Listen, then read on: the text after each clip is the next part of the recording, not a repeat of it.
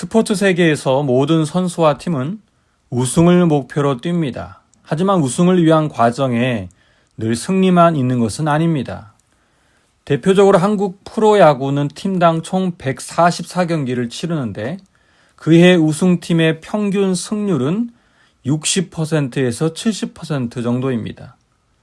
즉 아무리 잘하는 강팀이라 해도 144경기 중 50경기 정도는 패배한다는 뜻이지요. 강팀이란 한 번도 진 적이 없는 팀이 아닙니다. 승리하더라도 어떻게 이겼느냐, 패배해도 그 과정을 납득할 수 있느냐, 이게 훨씬 중요합니다. 그래서 감독들은 이기고 있는 경기가 뒤집히지 않도록 전략적으로 승리를 굳히려 합니다. 이기고 있다고 방심했다가 자칫 역전패를 당하면 그 패배는 1패 이상의 큰 충격을 주기 때문이지요. 이스라엘 백성들의 가나안 정복 전쟁도 마찬가지입니다. 모든 전쟁에서 승리하면 더할 나위 없이 좋겠지만 현실에서는 그렇지 않습니다. 그들은 난공불락이라던 여리고성을 점령한 이후 그보다 훨씬 작았던 아이성 전투에서 첫 패배를 맛보았습니다. 물론 아간의 범죄 탓도 있었지만 근본적인 원인은 이스라엘 백성들이 방심했습니다.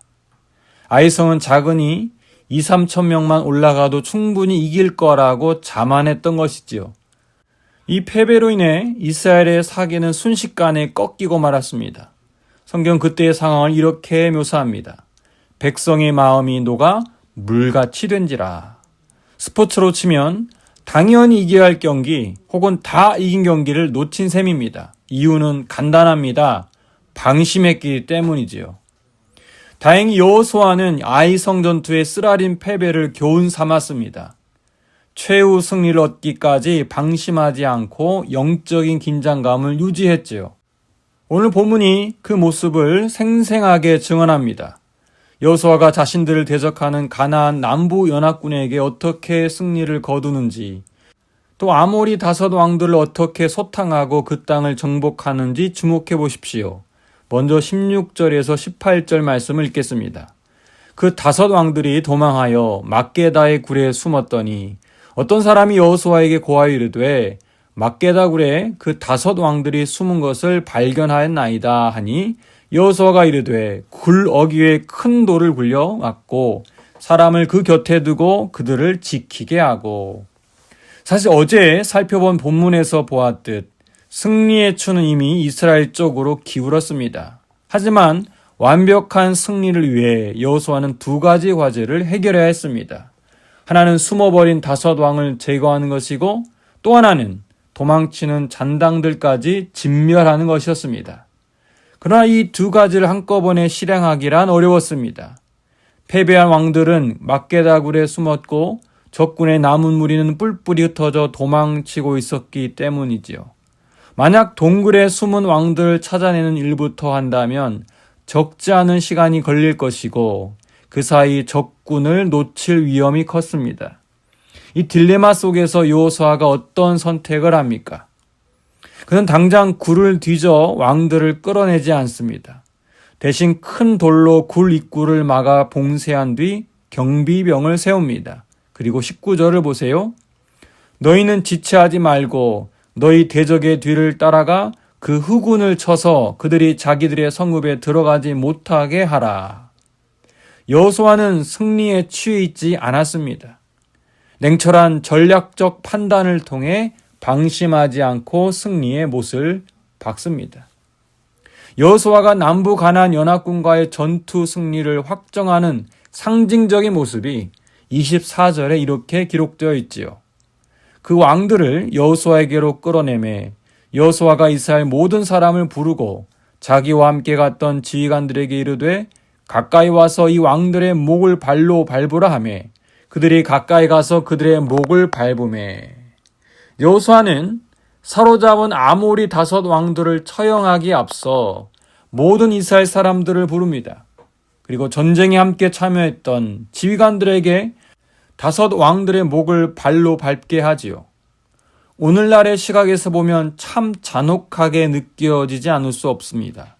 적에게 명예로운 죽음이 아닌 굴욕적인 수치를 안겨다 주는 것처럼 보이기 때문이지요. 하지만 이 행위는 이스라엘의 지휘관들과 백성들에게 확실한 영적 승리를 각인시키는 시청각 교육의 의미가 큽니다. 여호수아는 이 행동을 통해 이스라엘 백성들이 앞으로의 전쟁에서도 두려워하지 말라고 격려합니다. 어떠한 강력한 적과 맞서더라도 하나님께 순종하면 반드시 승리할 수 있다는 것을 보여주는 것이지요. 오늘 본문 25절 말씀을 보세요. 여호수아가 그들에게 이르되 두려워하지 말며 놀라지 말고 강하고 담대하라. 너희가 맞서서 싸우는 모든 대적에게 여호와께서 다 이와 같이 하시리라. 맞습니다. 여호수아 입장에서 모세가 죽고 여호수아가 새로운 리더로 세워질 때 하나님께서 그에게 주셨던 바로 그 약속의 말씀이지요. 강하고 담대하라. 두려워하지 말며 놀라지 말라. 내가 어디로 가든지 내 하나님 여호와가 너와 함께 하느니라. 그렇습니다. 이 말씀은 여호수아 개인이나 리더 한 사람에게만 주신 말씀이 아닙니다. 하나님을 신뢰하는 모든 믿음의 사람들에게, 그리고 오늘 이 시대를 살아가는 저와 여러분 모두에게 주신 약속의 말씀입니다. 스포츠 중계를 듣다 보면 해설가들이 자주 하는 말이 있죠. 끝날 때까지 끝난 게 아니다. 워낙 유명한 말이라 영화로도 만들어진 건데요. 이 말을 처음 한 사람은 미국의 전설적인 프로야구 선수 요기 베라입니다. 이기고 있는 팀이나 지고 있는 팀이나 마지막 순간까지 결과는 아무도 모르니 끝까지 최선을 다해야 한다는 의미입니다. 신앙생활도 이와 동일합니다. 우리의 영적 전투도 끝날 때까지 끝난 게 아닙니다. 따라서 눈앞에 승리가 보인다고 일찌감치 축배를 들어서도 안 됩니다. 이 정도면 됐다라고 생각할 때 가장 위험한 거예요. 오늘 여호수아처럼 승리의 못을 박을 때까지 끝까지 영적 긴장을 놓지 않아야 합니다. 과거에 아무리 믿음 생활 잘했다 해도 오늘 주어진 하루를 허투루 보내서는 안 됩니다.